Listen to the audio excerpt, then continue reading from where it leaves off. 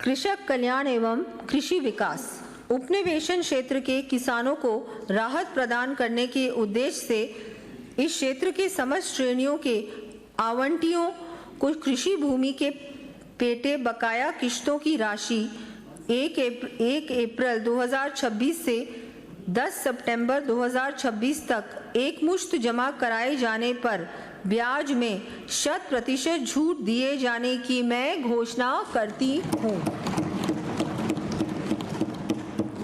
कृषि उत्पादन में वृद्धि के लिए किसान साथियों को विभिन्न कृषि यंत्रों यथा power tiller, disc plough, cultivator, harrow, reaper आदि हेतु 160 करोड़ रुपए का अनुदान दिया जाना प्रस्तावित है।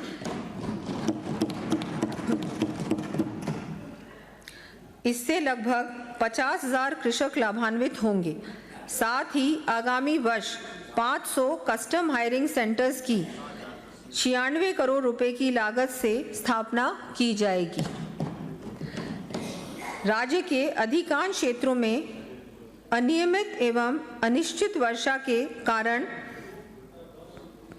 वर्षा जल का संग्रहण कर बिना छीजत के पानी का उपयोग सुनिश्चित किए जाने हेतु आगामी वर्ष 8,000 डिग्गियों व 15,000 किलोमीटर सिंचाई पाइपलाइन सहित आगामी 2 वर्षों में 36,000 फार्म पॉन्ड्स के लिए 585 करोड़ रुपए से अधिक का अनुदान दिया जाएगा।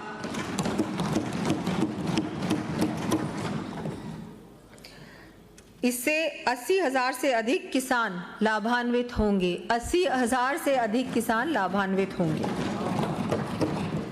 नीलगाय, जंगली जानवरों व निराश्रित पशुओं से फसलों को होने वाले नुकसान से बचाने के लिए आगामी वर्ष 50,000 किसानों को 20,000 किलोमीटर तारबंदी हेतु 228 करोड़ रुपए का अनुदान दिया जाएगा। साथ ही सामुदायिक तारबंदी में कृषकों की न्यूनतम संख्या 10 से घटाकर 7 किया जाना भी प्रस्तावित है।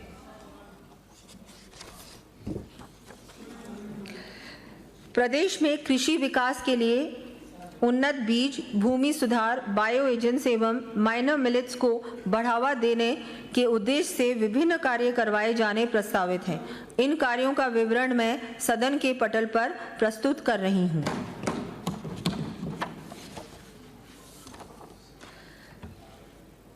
दलहनी एवं तिलहनी फसलों की उत्पादकता में वृद्धि तथा आत्मनिर्भरता के लिए मूंग, उड़द, अरहर, सोयाबीन, सरसों, तिल एवं अरंडी आदि फसलों के 70,000 प्रदर्शनों का आयोजन किया जाएगा। साथ ही 2,50,000 से अधिक किसानों को दलहनी एवं तिलहनी फसलों के अनुदानित प्रमाणित बीजों का विवरण कर लाभान्वित किया जाएगा। इन पर 135 करोड़ रुपए का व्यय किया जाना प्रस्तावित है।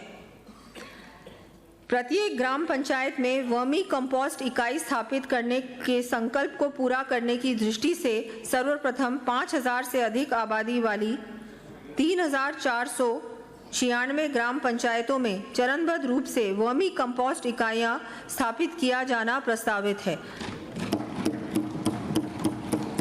आगामी वर्ष प्रथम चरण में 2,098 ग्राम पंचायतों में इस हेतु लगभग 270 करोड़ रुपए से अधिक का व्यय किया जाएगा।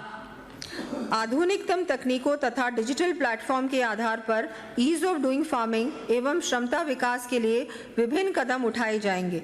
इनका विवरण मैं सदन के पटल पर रख रही हूँ। डिजिटल कृषि मिशन के अंतर्गत कृषि सूचना एवं प्रबंधन प्रणाली Raj AIMS Rajasthan agriculture information and management system विकसित किया जाएगा।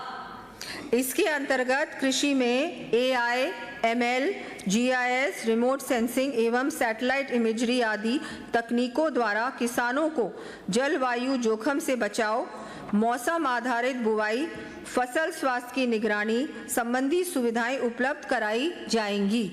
इस हेतु 77 करोड़ रुपए व्यय किए जाएंगे। उन्नत तकनीक के greenhouse, poly house, shade net, low tunnel, plastic mulch उपलब्ध करवाने के लिए आगामी वर्ष 4000 कृषकों को 200 करोड़ रुपए का अनुदान दिया जाएगा। प्रदेश में उद्यानिकी विकास के लिए औषधीय पौधों व मसाला फसलों तथा फूल व सब्जी आदि की खेती संवर्धन हेतु विभिन्न कार्य करवाए जाएंगे। इनकी सूची मैं सदन के पटल पर रख रही हूं।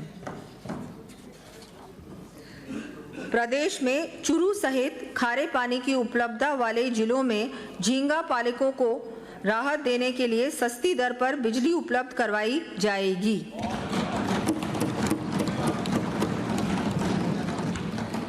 कृषि अनुसंधान, कृषि प्रसार शिक्षा तथा कृषि शिक्षण प्रशिक्षण कार्यों को और अधिक गति दिए जाने के लिए कृषि विश्वविद्यालयों में रिक्त पद चरणबद्ध रूप से भरे जाने प्रस्तावित हैं। आगामी वर्ष 443 रिक्त पदों पर भर्ती की जाएगी। कृषि विपणन एवं सहकारिता, ब्याज मुक्त अल्पकालीन फसली ऋण वितरण योजना के अंतर्गत मैं आगामी वर्ष 35 लाख से अधिक किसान साथियों को 25,000 करोड़ रुपए के ऋण वितरित किए जाने की घोषणा करती हूँ।